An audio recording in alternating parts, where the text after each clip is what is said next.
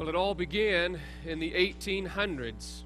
It's the 1880s, exactly, when one of two guys, and the historians are debating it now, but one of two guys decided that we as Americans ought to take a day off to celebrate the American worker. Some suggest that it was Peter McGuire, who was with the Carpenters Guild, who suggested that we first have a day off. Apparently, the government had approved, or at least the business had assigned, that they were no longer going to work their workers 14-hour days. And yet, they were. And so he decided that he would rally the troops, literally the workers, the unions, to protest the fact that they were working 14-hour days and they would work 8-hour days instead. So Peter McGuire was one of the main speakers at that first event, though some suggest that it was another McGuire, Matthew, not related, who is the one who actually sent out the invitation. So they debate about that, but what is not debatable is that the first Labor Day celebration was held in 1882. How many of you remember that? Were you there? No? Okay, all right, just checking to see if anybody feel like that they were there in 1882. Maybe so this morning. But in 1882, September the 5th, on a Tuesday, they had a mass rally, and over 10,000 workers showed up in New York City to celebrate that day and to celebrate the American worker. It took them 2 years to figure out that Monday was a better day than Tuesday because it gave you a full weekend. But it wasn't until this man, trying to come to be reelected as president, decided that it was probably in his best interest to make it a national holiday. It happened in 1894. See, Grover Cleveland had sent out troops to put down the Pullman revolt, the Pullman strike. Maybe you remember those days. And the troops killed a couple of people, and so it kind of hurt his reelection bid, and so he decided that he would declare an extra day off for everybody hoping to win the reelection, but as so often happens, politicians don't fully understand, and he lost his reelection bid. But since that time, 1894 until today, we have been celebrating the American worker. And it's a day where we look back and we think about all those who have worked diligently to bring our country and our culture to where it is, and without men like this, we would not be where we are as a nation and could not celebrate that. And so we pause every year, at least on one day, on that Monday, as we grill our burgers or whatever it is that we're going to do on that extra day off, to remember the American worker and what he or she has committed to us. Now, I always take this weekend to talk about what work really is and what we should really be doing as work, because for the most part, church doesn't talk much about the work day. In fact, most of the time, the church just wants to concentrate on what happens on Sunday morning and doesn't really spend a lot of time talking about that the real mission field is not in a church building on Sunday mornings. The real focus of what our Christian life should be is not what we do in this room on Sundays, but what we should do every day of the week out there. And so every year I at least pause to remind us, so that you'll at least can say in the future that you've heard at least a message a year on the value and the importance of work, rather than just things that are, quote, spiritual. Because oftentimes in the church, we tend to elevate certain jobs over other jobs as being more important than others. In fact, typically in the church, we celebrate and put at the highest peak of all of occupation the missionary. And I don't know which one of these two is the missionary here, but neither one of them look very happy about being in the presence of the other, do they? And for some reason, we elevate the American missionary, the person who goes wherever it is, whether it is Asia or Africa, as the most celebrated and the most vaunted of all occupations. And if you're a missionary, then you have some kind of higher class status than any of the rest of us because of that particular calling. Right beneath the missionary, though, is the pastor. And I'm sorry if that is your pastor. I found that in a picture of the internet, and I'm just noticing the tie and never mind, all those kind of things. But we usually put number 2 on that list of importance and value of our work as the pastor, and then everything else seems to be below that in some way, shape, form, or fashion. But what I want to try to communicate to us today is that what God is really concerned about is not necessarily whether you are a pastor or whether you are a missionary, but God has called you to a specific calling.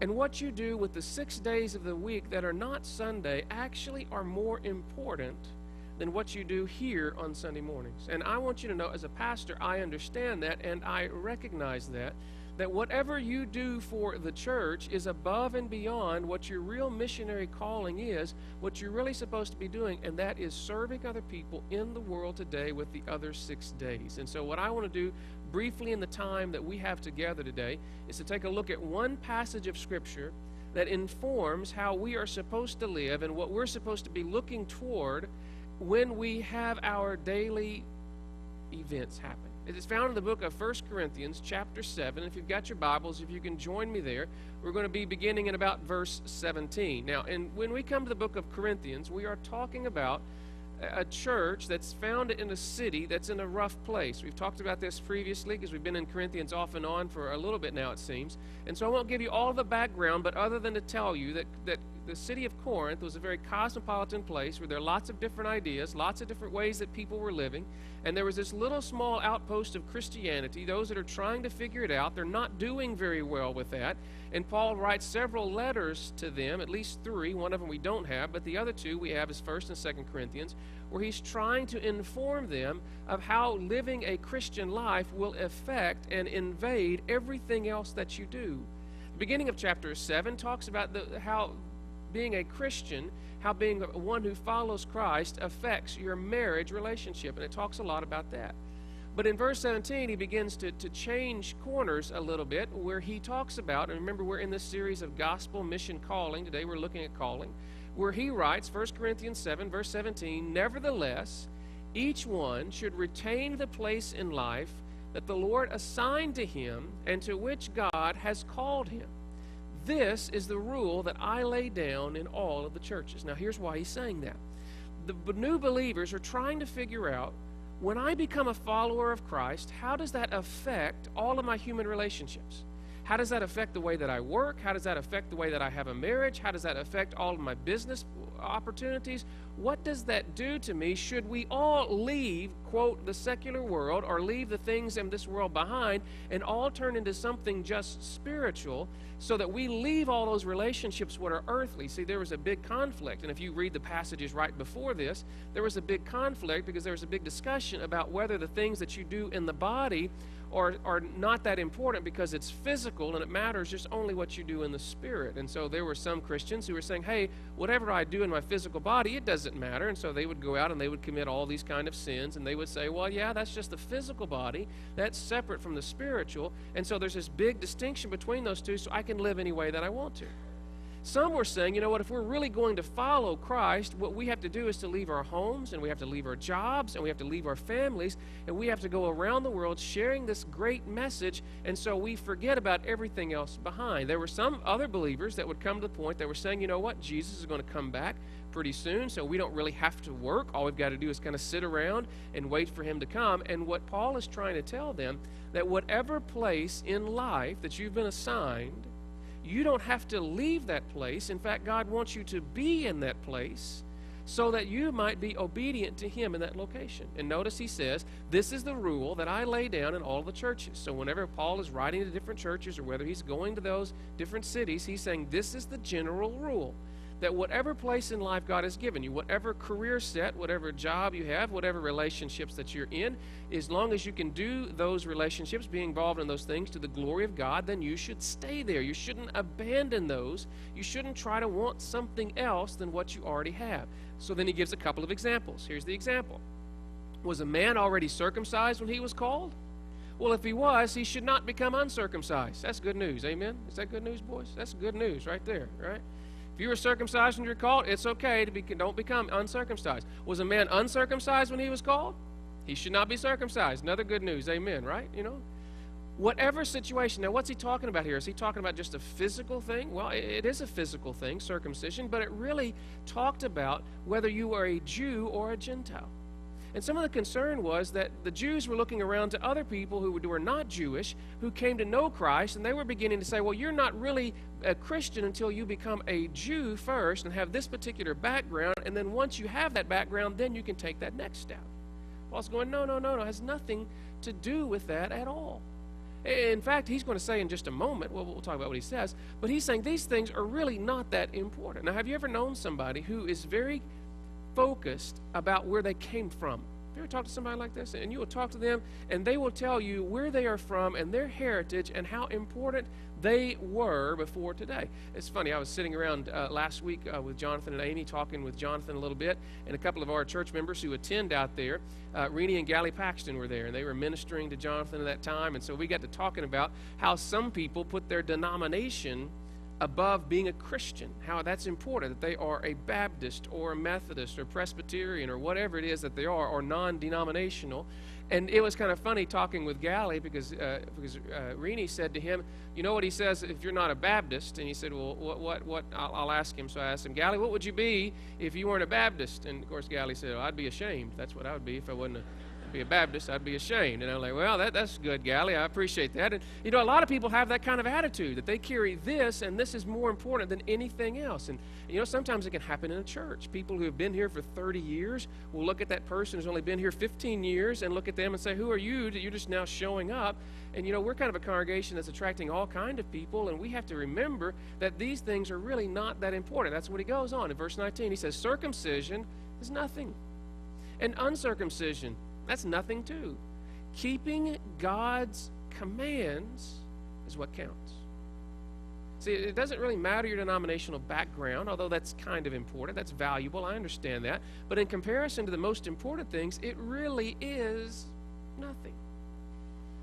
And sometimes we'll look at other things, and sometimes it's our ethnicity, and we will raise our ethnicity above someone else's to say that, hey, this is what's most important to us. Sometimes we'll put up our national status. You know, I'm with Lee Greenwood. I'll stand up and, you know, sing the I'm Glad I'm American. I'll sing all those kind of things.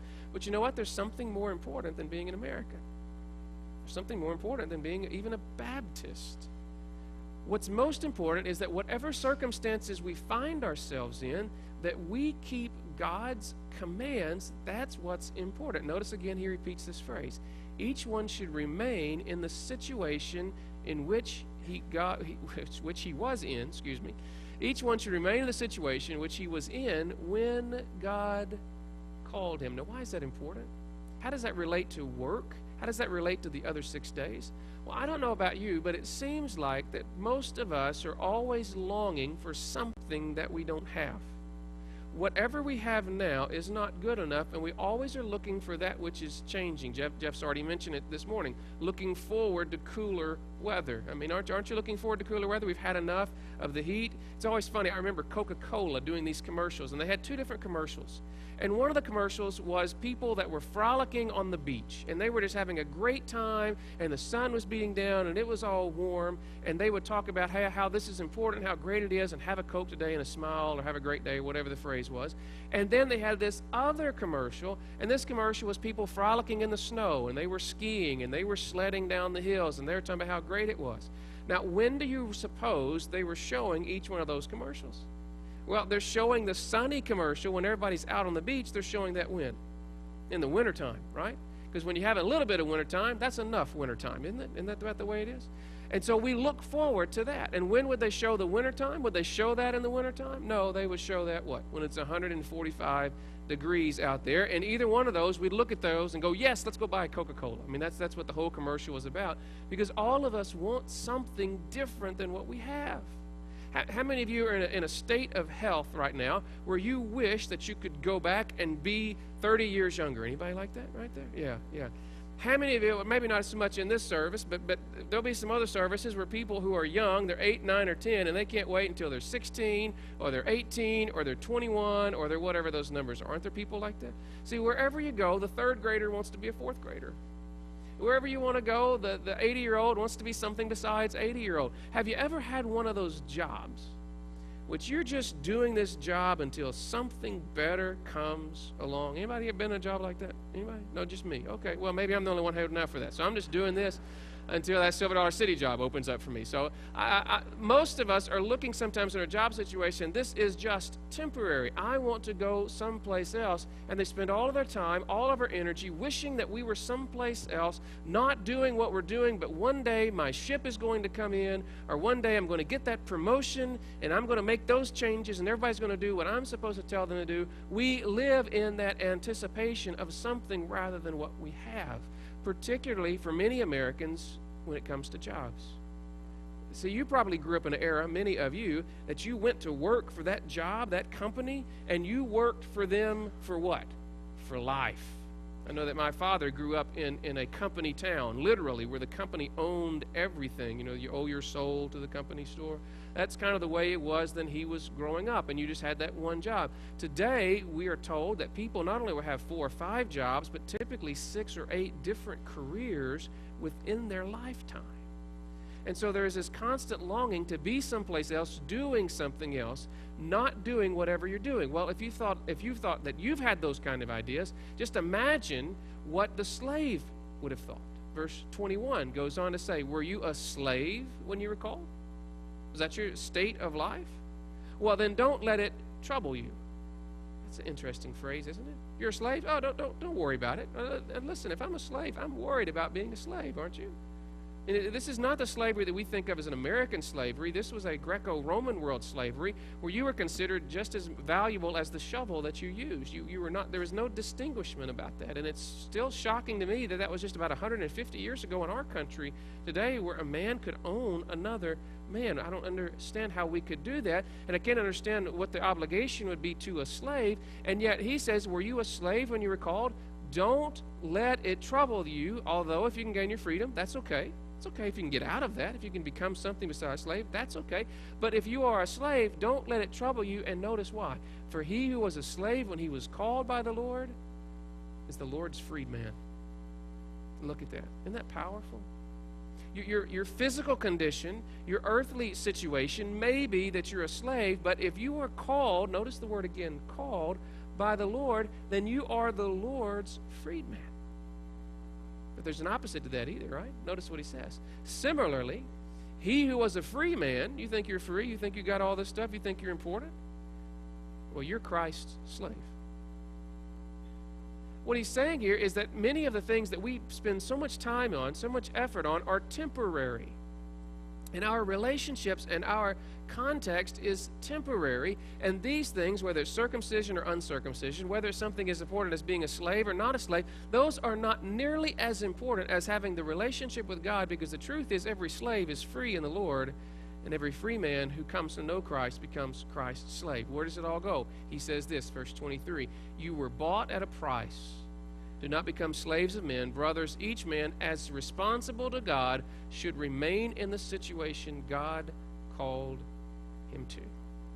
Now, let's try to put all that together and try to understand where we are. Today we live in a time where we have separated things that are sacred from things that are secular. We live in a time where we have bought into this way of thinking, this lie, that what you do on one side of that does not affect or should not affect what happens on the other side. We sometimes hear it in politics, don't we? Well, it doesn't matter what he does in his private life. We're not hiring his private life. We're hiring his skill set. Sometimes you will see people who will say they will go to church on a Sunday morning. They will do everything that they're supposed to on Sunday morning. But during the week, their relationship with Christ, should they have one, does not inform the way that they do their business. And we are so good at making this separation, and we put 1 day a week over there versus 6 days a week over here, and somehow we think that we are okay in doing that, and that is not what Christ came to do. That's not what he wants us to believe, wants us to be involved in, because really there's only life. There's really no sacred or no secular for the believer. Everything that we do is sacred. There is nothing that should be separated, nothing that should be compartmentalized, so that all of our life should be focused on being obedient to God in other things. There is no separate day from Sunday. They're all the same. Now, I know that there's some value in having a Sabbath. I understand that. I know what the Scriptures teach on that. But we should not view our Tuesdays as any spiritually different than our Sundays. And if we're working a job where we are in a position where we are serving other people, as long as we're in a job where we're serving somebody else and the image of God that is within them, then that is just as holy as being a missionary or being a pastor. In fact, I can't finish the sermon without giving you some Labor Day tips. All right, can I do that? On how you're supposed to work. And to make it memorable for you, so that you'll remember how we're supposed to live as Christians and how we're supposed to approach our jobs. And I know for some of you in this room, you are retired, and I'll mention that in just a moment. What I want to give you then is just kind of Neil's tax tips, okay? So I've kind of made a little acronym of tax. Here's what you ought to do. If you're working, your time is your boss's. If you're a volunteer and you're volunteering your time, you are under the authority of somebody else, and as a believer, your time is focused on what they are asking you to do. No Christian is paid by an organization that is not a Christian organization to spend their time in evangelism. If you work for Walmart, Walmart's not interested in evangelism. They're interested in what? You working. And if you're a believer, you're supposed to work as unto the Lord in whatever you're doing, so that you take the time that they are paying you for and you work diligently for them as if you are working for the Lord. Have you known some people that are just kind of abusing the time? Ever met somebody like that? They just kind of sit around and they kind of wait and they just kind of do this or that. We as believers are not allowed to do that. We are called to be obedient to Him in all things. And our time that you volunteer or the time that you're working, you're responsible for that. Number two, your attitude.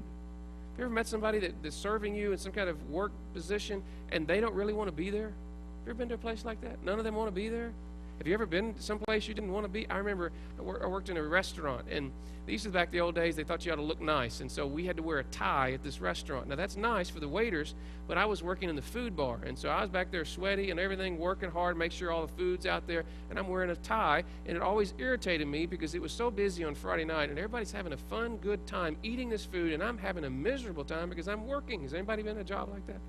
Everybody's having fun around you, and you're mad about it because they're having fun and you don't get to have fun. Well, that attitude and how you approach your work makes all of the difference in the world. Went to the dentist this past week.